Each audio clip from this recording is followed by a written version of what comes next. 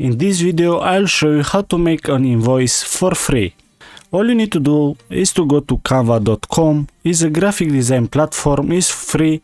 Also, they have a pro plan. If you want to try the Canva Pro for 30 days for free, I have a link in the description. So all you need to do is to go to Canva, make an account and type here invoice.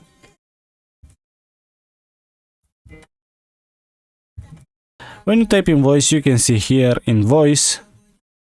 They give you straight the size and you can create a blank invoice.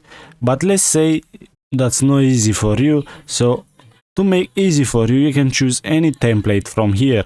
You can see you have so many nice invoices. Okay, let's say I want to choose this invoice. Press customize this template and here just scroll. You can change the logo here, so just put your logo and your brand name, your company name, let's say AdsTraca. You can go to uploads, upload your logo. I have here one logo just for example, so I select this one, I press delete. This one I make small.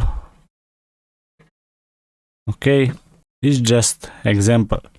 Now invoice 2, just put all details here, quantity, description, price, so everything here. Your company details here, your name here. If you want a signature like this, you can go to this website, draw your signature. You can draw your signature here. Whatever your signature.